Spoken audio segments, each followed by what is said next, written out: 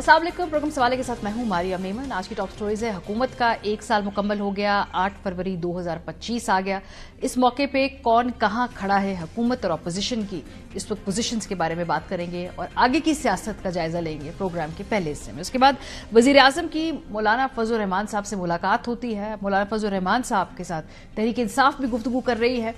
क्या दे सकती है अपोजिशन मौलाना फजल रहमान साहब को और हुकूमत से उन्हें क्या कोई तवक्कुआत है या नहीं, इस पे बात करेंगे प्रोग्राम के दूसरे हिस्से में। इसके बाद आबादी निस्फ है लेकिन मुलाजमतों में हिस्सा सिर्फ 5% है इस मुल्क की खवातीन का।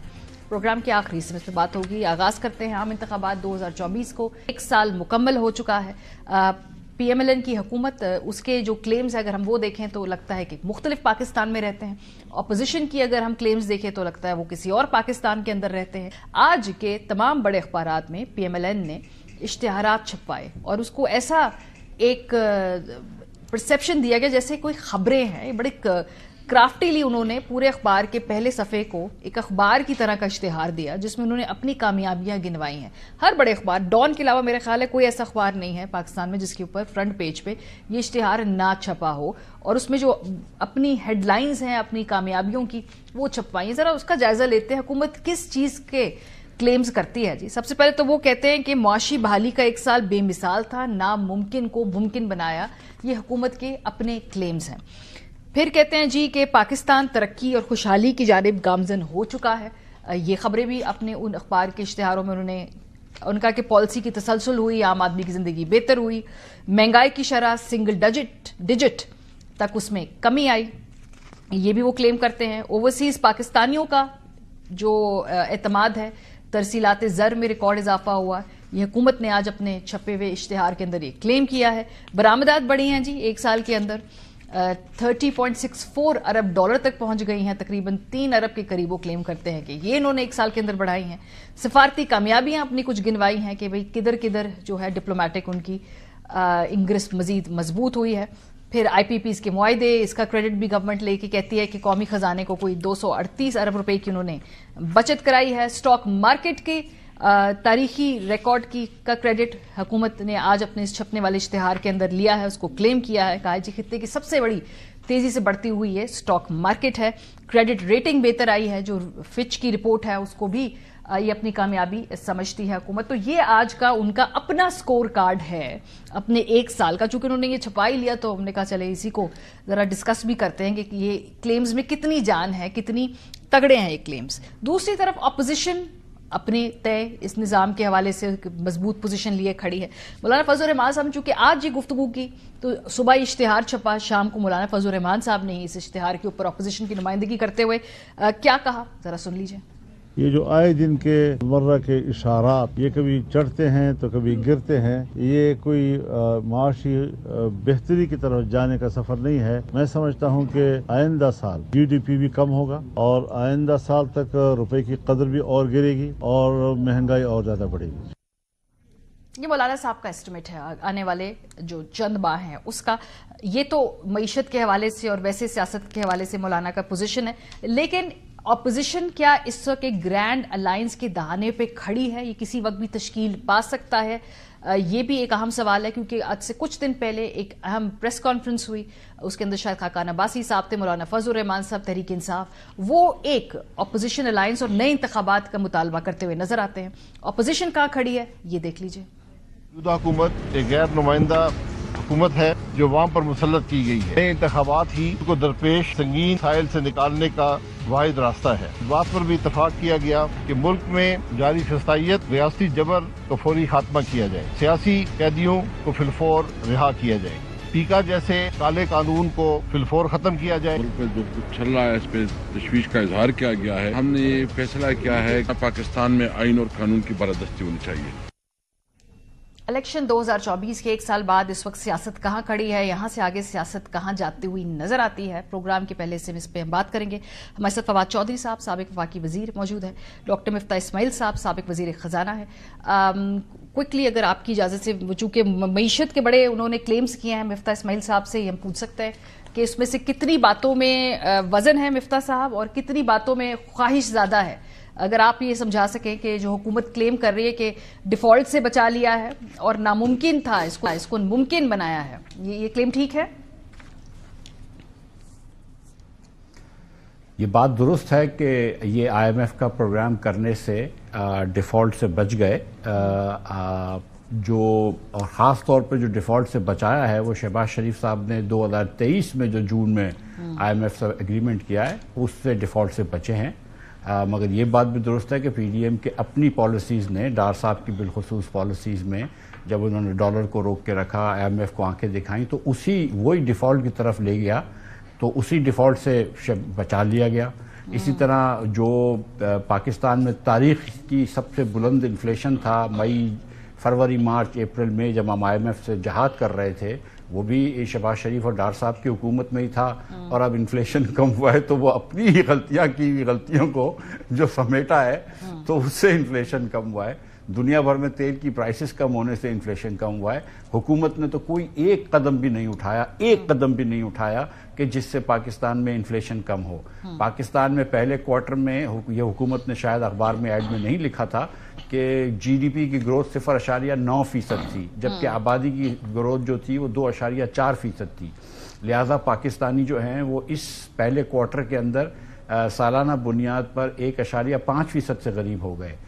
پچھلے 3 سالوں میں ہماری جی ڈی پی گروتھ جو ہے وہ آبادی کی گروتھ سے 1.5% کم ہے، بلکہ 2% کم ہے، تو ہر پاکستانی جو ہے وہ 2-2.5% غریب ہو گیا ہے پچھلے 3 سالوں میں۔ حکومت نے اس کا ذکر شاید نہیں کیا ہے۔ حکومت نے یہ ذکر نہیں کیا ہے کہ کتنی ان امپلائمنٹ بڑھ رہی ہے، کہ ہر سال 30 سے 40 لاکھ بچے جو ہیں وہ لیبر مارکیٹ میں شامل ہوتے ہیں، اس میں کوئی کمی نہیں آئی بلکہ ان امپلائمنٹ بڑھ رہی ہے۔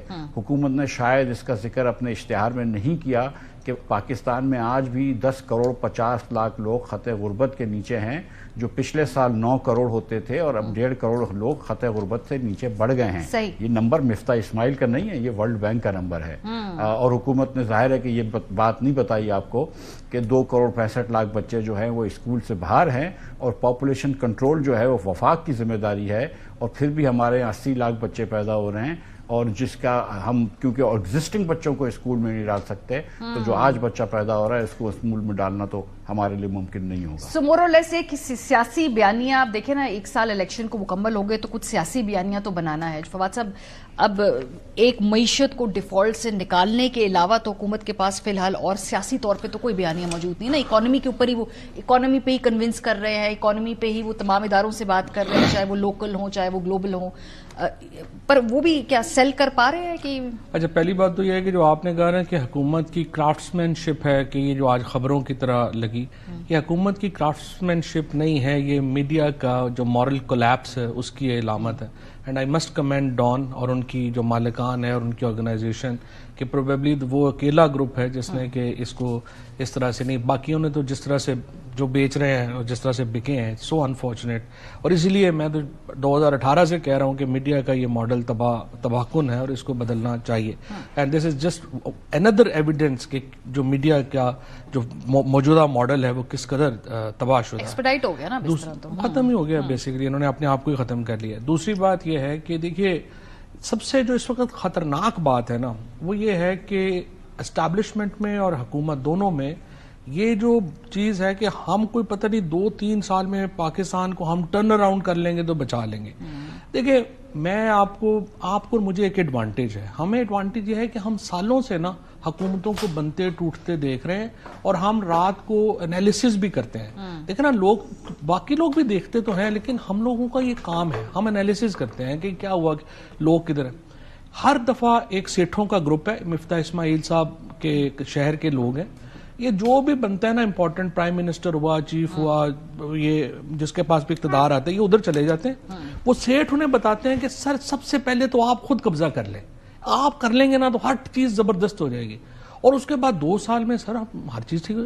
بھائی اسرائیل جس کو آج ہم کہتے ہیں کہ ٹیکنالوجی جائنٹ، آپ ذرا پڑھیں 85 میں انہوں نے اس پروگرام کی بنیاد 50 سال لگے ہیں اسرائیل کو تسلسل، کوئی 2 سالوں میں 3 سالوں میں قیامت نہیں آ جانے، یہ بھی 2-3 سالوں میں کوئی قیامت نہیں آئی۔ آج اگر آپ سیالکوٹ چلے جائیں، فیصل آباد چلے جائیں، گجرانوالہ چلے جائیں جو ہب ہیں ہمارے انڈسٹری کے، اور آپ وہاں دیکھیں बेरोजगारी कितनी है, 1,30,00,000 जिस तरह अभी मिफ्ता कह रहे हैं कि लोग गुर्बत से नीचे चले गए हैं ना. आप आज जो तनख्वाहदार तबका है वो तीसरा बड़ा ग्रुप बन गया पाकिस्तान में टैक्स लगाने वाला. मिफ्ता की इस बात पे गई थी कि इन्होंने कोशिश की कि जो दुकानदार है उसको टैक्स किया जाए. आज 3 साल हो गए IMF कह के थक गया, हम उसको टैक्स नहीं कर पाए. जो बेसिक रिफॉर्म है एनर्जी के वो आप नहीं कर पाए. सो पाकिस्तान की इकोनॉमी वगैरह देखो, हम एक मॉडल फॉलो कर रहे थे. 51 ऑनवर्ड हमारा मॉडल था. हम वेस्ट की जंगें लड़ रहे थे, हमें अरब ब्लॉक भी पैसे दे रहा था, वेस्ट भी पैसे दे रहा था. 90 तक और बाद में मुशर्रफ साहब तक हमारे, अगर आप इशारिये इंडिया से देखें, हमारे बड़े अच्छे थे, हमें पैसे मिल रहे थे. अब देखिए पोस्ट सोवियत यूनियन हमें पैसे नहीं मिल रहे, सस्टेनेबल नहीं रहा ना वो मॉडल. और ये मॉडल जो है इसको शहबाज शरीफ वगैरह बेचारे कहाँ इसको चेंज कर सकते हैं. अवामी सपोर्ट उनके साथ नहीं है, रिफॉर्म की जो है वो नहीं, वो कर नहीं सकते, कैपेसिटी वो नहीं है, ना सियासी बोझ ना कैपेसिटी इश्यूज, दोनों ही नहीं है. तो अभी 1 साल हो गया, और जब तक सियासत ठीक ना हो मईशत कैसे ठीक हो सकती है? सियासत कैसे ठीक हो, मैं इसके ऊपर ही बात करने लगी. बिकॉज इस वक्त हम देख रहे हैं कि जी हुकूमत बज़ाहिर 1 साल के अंदर उन्होंने बहुत सारे इश्यूज के ऊपर कानून साजी करके अपनी गिरफ्त मजबूत किया. वो हो ना हो लेकिन ये तो कोशिश अथॉरिटेरियनिज्म है ना, नहीं तो कर ली ना. और पाकिस्तान तहरीक इंसाफ इस वक्त एहतजाज कर रही है.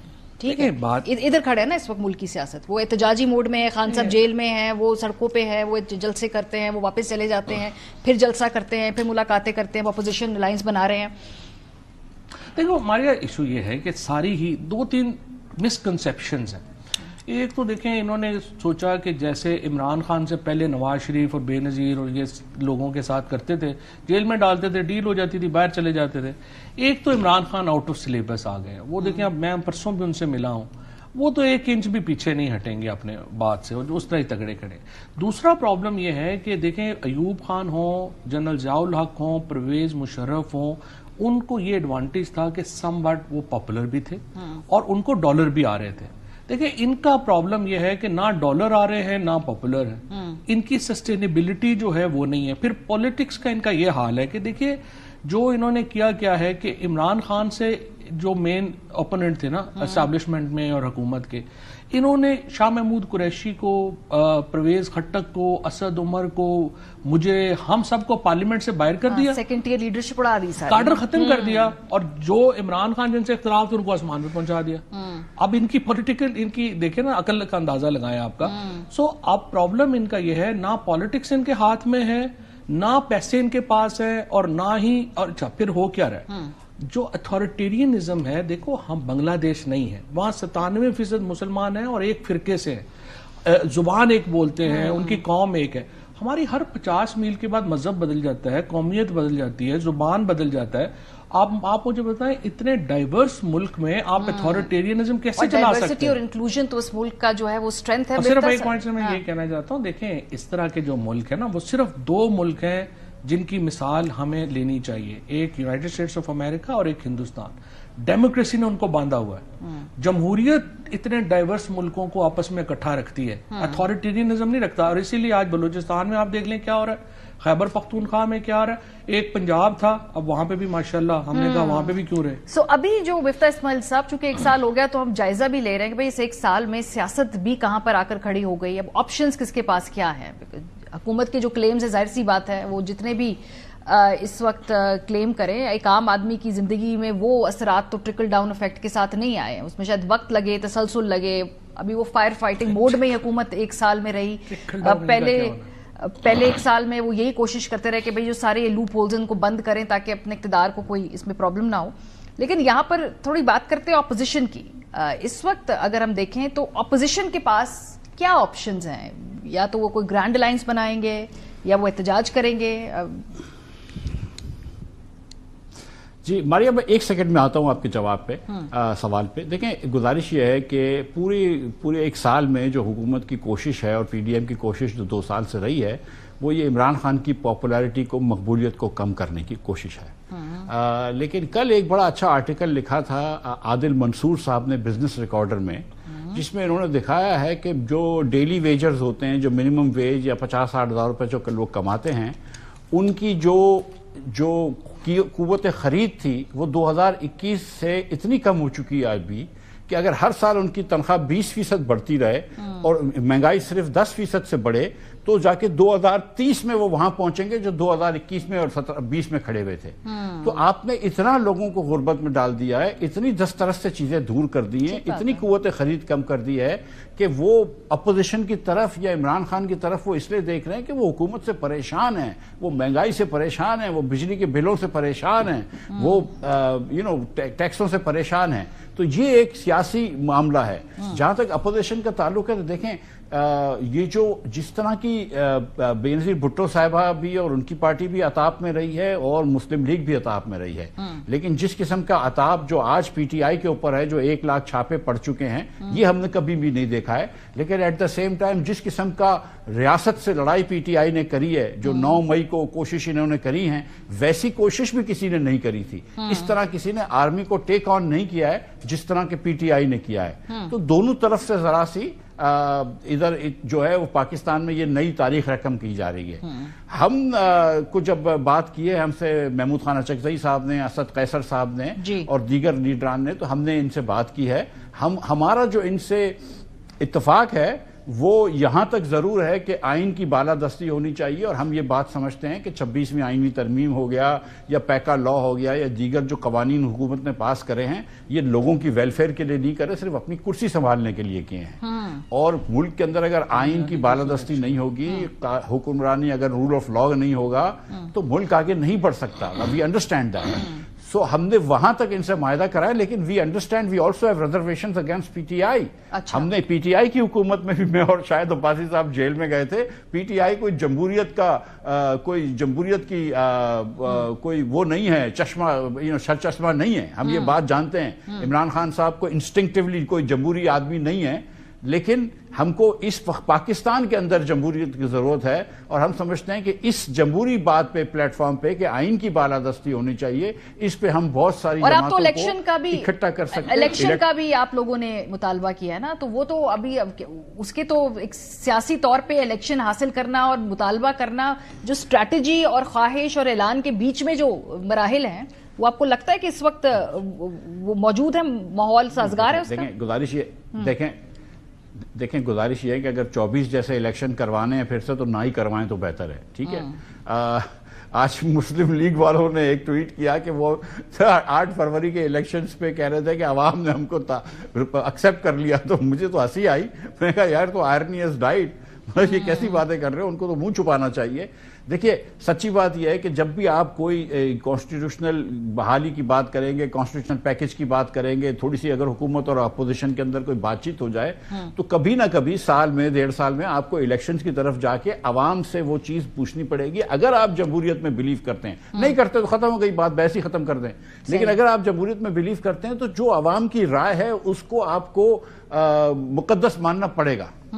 یہ جو الیکشن کی بات ہے, مطالبہ ہے, ایک تو ظاہر سی بات ہے اس کی بھی وقت چاہیے ہے, ماحول چاہیے ہے, پھر جس طرح کا الیکشن آپ کو چاہیے. ابھی چیف الیکشن کمشنر کا تعیناتی ہو جائے گی, ہمیں معلوم ہو جائے گا کہ بھئی پھر وہ الیکشن جو ہیں ان کی بھی کیا صحت ہوگی. لیکن دیکھیں ماریا, بات یہ ہے کہ جو آپ نے بات کی ہے نا کہ اپوزیشن اور گورنمنٹ میں جو پوزیشن ہے, ان دونوں پوزیشنز کو چھوڑ دیں, پاکستان سفر کر رہا ہے نا بنیادی طور کے اوپر. تو پی ٹی آئی سے, جس طرح میں نے آپ کے پروگرام میں پہلے کہا تھا کہ ٹھیک ہے جی ان سے انقلاب نہیں آ رہا, بٹ ان سے عمران خان نہیں مینیج ہو رہا, تو پھنسا ہوا ہے نا پاکستان.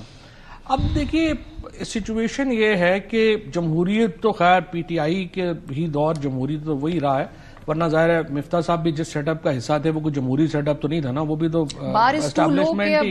بار اتنا لو ہے نا جمہوریت کا, سب کا, کیونکہ چلو کم جیل میں رکھا ہے. ہم نے آگے دیکھنا ہے کہ آگے کیا, یہ میرا سوال ہے. تو اب آگے دیکھنے میں دیکھیں پاکستان کے اندر بڑی تبدیلیاں جو ہیں وہ آ چکی ہیں. 8 فروری کو جو لوگوں نے اپنے شعور کا جو مظاہرہ کیا ہے, پرسوں میری خان صاحب سے بات ہو رہی تھی, اور جو علی امین گنڈا پور صاحب نے انٹرویو دیا کہ وہ جی 80% یا 90% معاملات طے ہو گئے تھے, تو خان صاحب نے کہا کہ یہ 80-90% معاملات کیا ہیں, یہ تو مجھے اگلے دن ہی کہہ رہے تھے کہ 2 سال آپ باہر چلے جائیں کرتے, تو اس کا تو میرا تو یہ مسئلہ ہی نہیں ہے کہ بنی گالا لے کے جائیں یا ادھر رکھیں.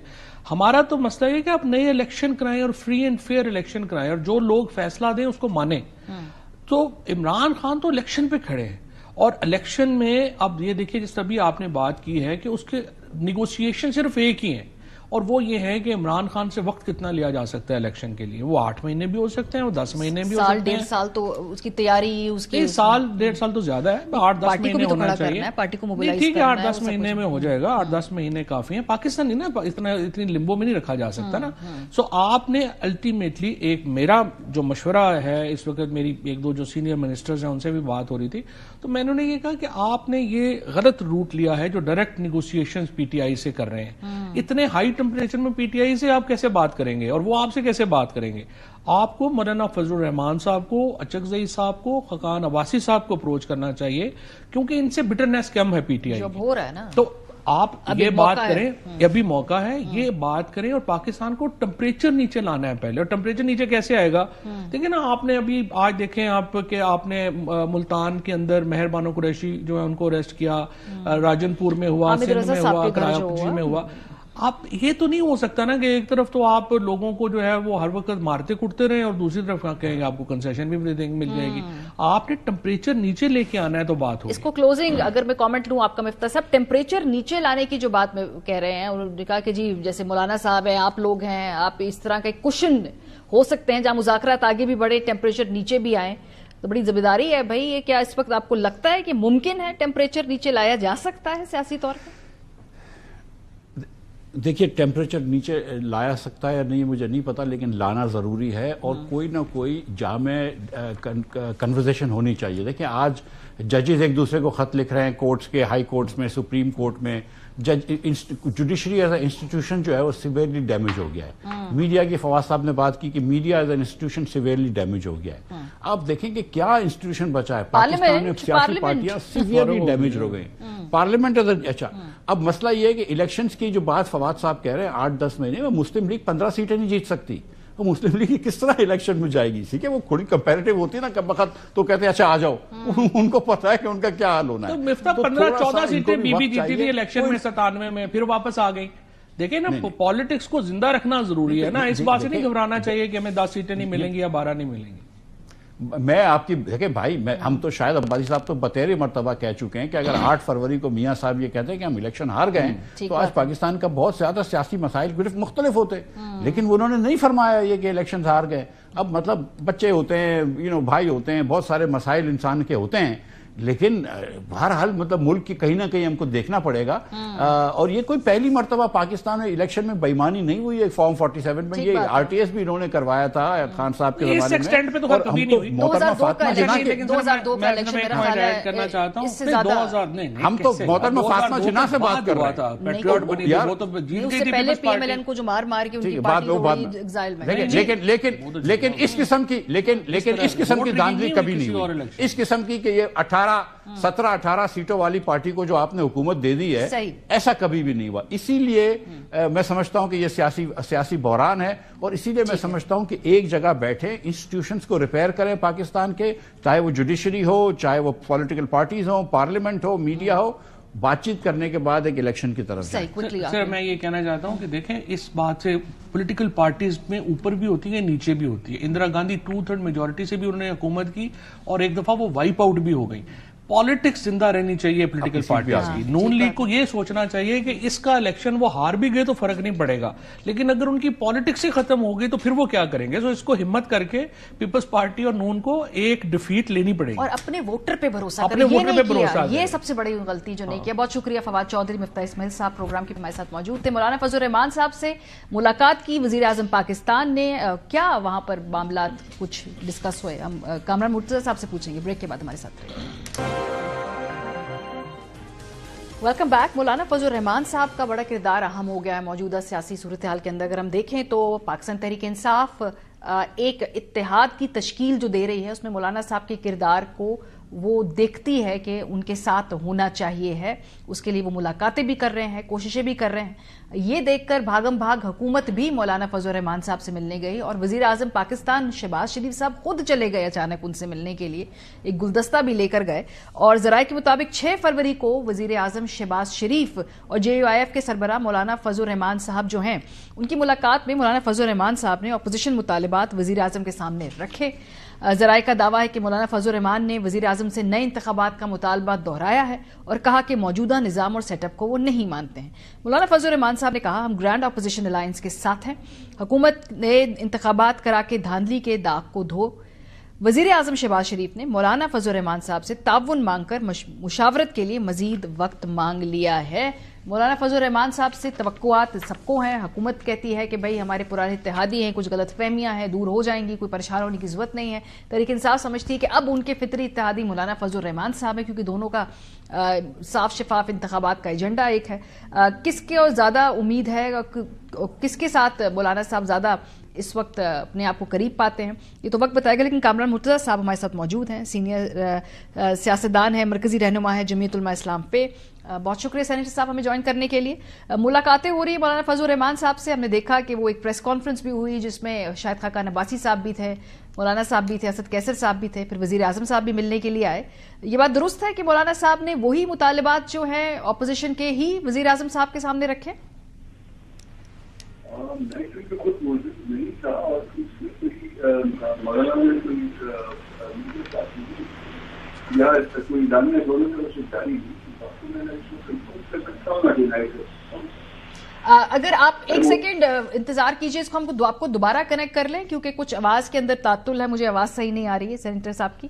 اگر آپ ان کو دوبارہ کنیکٹ کر لیجئے تو ہماری بہتر بات چیت ہو سکتی ہے۔ فون لائن کے اوپر ہی ان سے اگر ہم بات کر لیں۔ حکومت سمجھتی ہے کہ فطری اتحادی ہیں مولانا صاحب ان کے، یہ کیا کہا عطا طاہر صاحب نے اور باقی نون لیگ کے وزراء نے، ذرا سنیے۔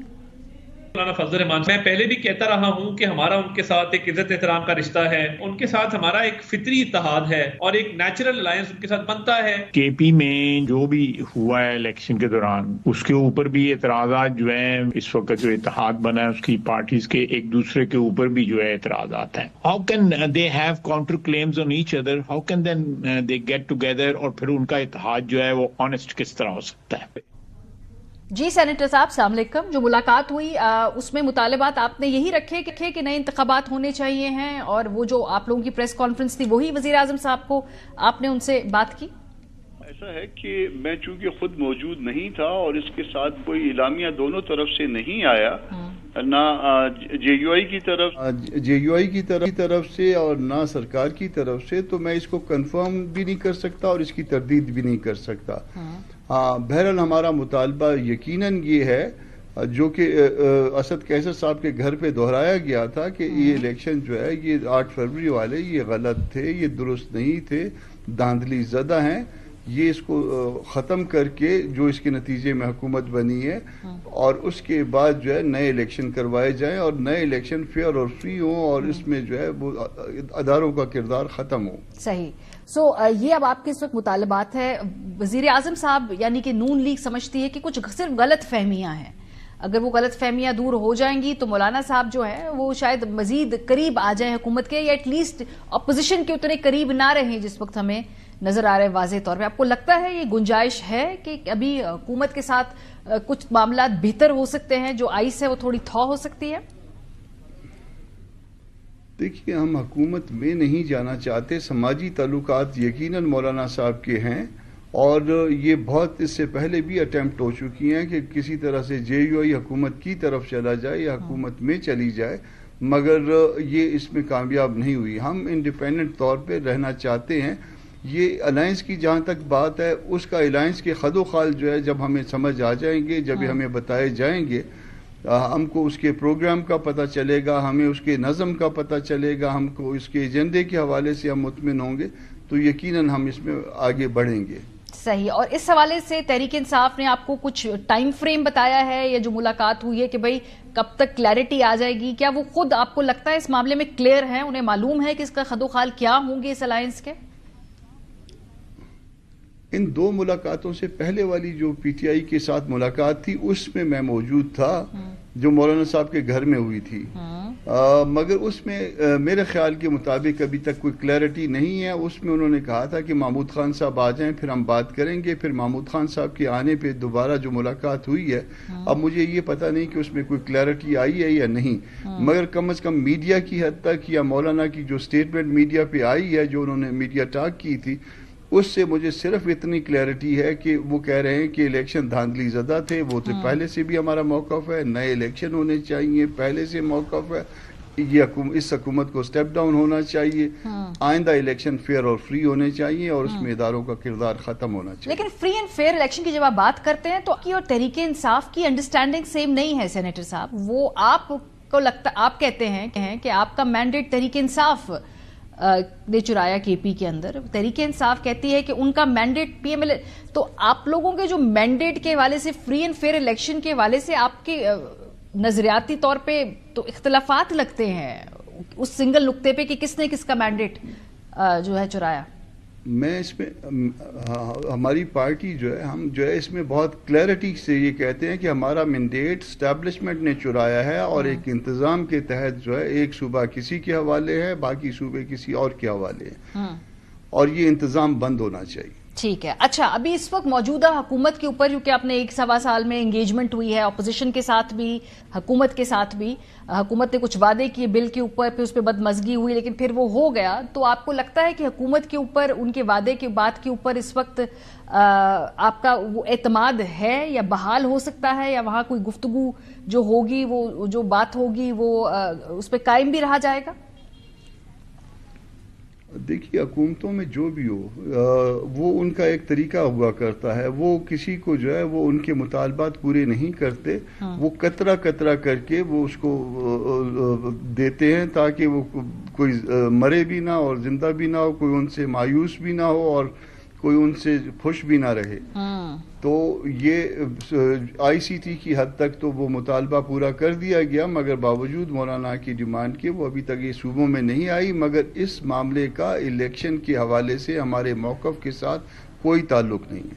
اور تحریک انصاف کے ساتھ جو آپ کے نظریاتی طور پہ، ظاہر سی بات ہے ایک دوسرے کے آپ نظریاتی حریف بھی ہیں، الیکشن میں بھی ایک دوسرے کے خلاف کنٹیسٹ کرنا ہوتا ہے، آپ کو لگتا ہے کہ کوئی کسی قسم کی اگر اتحادی سیاست کی طرف اگر آپ جائیں گے تو آپ کے ووٹر کے اندر وہ اس کو قبول نہیں کر پائے گا؟ یہ ایک جینون ایشو موجود ہے، یہ اس میں میں نے کئی دفعہ جو ہے اپنی تصور کی دنیا میں جو ہے دونوں ورکرز کو اکٹھے ہوتے ہوئے دیکھا ہے، مگر وہ میرے تصور کی دنیا میں بھی جو ہے وہ اکٹھے نہیں ہوتے۔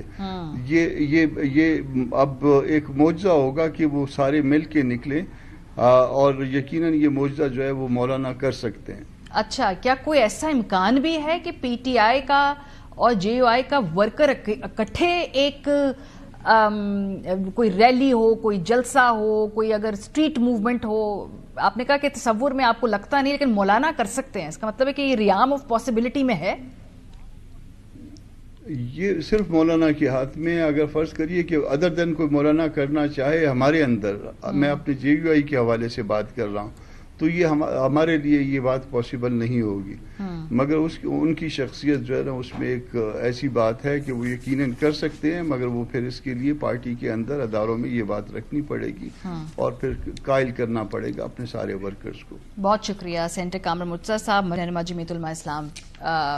پھر ابھی کافی محتاط ظاہر سی بات ہے جمعیت علماء اسلام اس پہ پوزیشن لے رہی ہے، کیا آگے بڑھ کے وہ کیا حکومت ان کو انگیج کر پاتی ہے؟ نہیں، وہ حکومتی وزراء سمجھتے ہیں کہ مولانا صاحب کا فطری اتحاد اگر ہوگا تو انہی کے ساتھ ہوگا۔ بہت زیادہ کریٹو ڈفرینسز اور بہت زیادہ سیاسی ڈفرینسز ہیں جمعیت علماء اسلام کے تحریک انصاف سے، ان کو ہی ممکنات میں نظر نہیں آتا۔ بریک پہ جائیں گے، جب واپس آئیں گے پاکستان کی آبادی کے نصف حصہ خواتین ہے، لیکن آپ کا دیکھیں تو اداروں کے اندر، جاب مارکیٹ کے اندر اور مختلف انسٹیٹیوشنز کے اندر ان کی نمائندگی صرف 5% ہے۔ کیسے؟ بریک کے بعد آپ کو بتائیں گے، ہمارے ساتھ۔ Welcome back. آبادی نصف ہے لیکن جو ملازمتوں کے اندر کوٹا ہے وہ صرف 5% ہے، یا ملازمتوں میں جو حصہ ہے صرف 5% ہے۔ اسٹیبلشمنٹ ڈویژن کے Pakistan public administration research centre کے تازہ ترین اعداد و شمار سامنے آئے ہیں اور انکشاف یہ ہوا ہے کہ وفاقی حکومت اور اس سے ملحقہ اداروں میں 12 لاکھ سے زائد ملازمین میں سے صرف 49,508 خواتین ہیں۔ ان میں حکومت کے اندر 30,190 خواتین ملازمین اور خود مختار اداروں اور کارپوریشنز میں 19,318 خواتین ملازمین شامل ہیں۔ اعداد و شمار کے مطابق ملک کی نصف آبادی ہونے کے باوجود وفاقی حکومت کی سویلین افرادی قوت میں خواتین کا حصہ صرف 5% ہے۔ رپورٹ کے مطابق 2023 کے دوران وفاقی حکومت کے 5,90,000 ملازمین میں سے سرکاری شعبے میں خواتین ملازمین کا حصہ تقریباً 5% رہا ہے۔ اعداد و شمار کے مطابق 30,190 خواتین ملازمین میں سے 23% گریڈ 17 سے 22 کی پوسٹ پر تعینات ہیں، باقی 77% گریڈ 1 سے 16 میں ماتحت ملازمین ہیں۔ رپورٹ میں کہا گیا ہے کہ خود مختار اداروں اور کارپوریشنز میں 19,318 خواتین ملازمین ہیں، جو کل ملازمین کا صرف 5% ہے۔ وفاقی حکومت کی خدمات بشمول سول سپیریئر سروسز میں تمام عہدوں پر خواتین کی ملازمت کے لیے 10% کوٹا مقرر ہونے کے باوجود یہ صورتحال ہے۔ پروگرام کا وقت ختم ہو گیا۔ اپنا فیڈ بیک دینا مت بھولیے گا۔ خیال رکھیے۔ خدا حافظ۔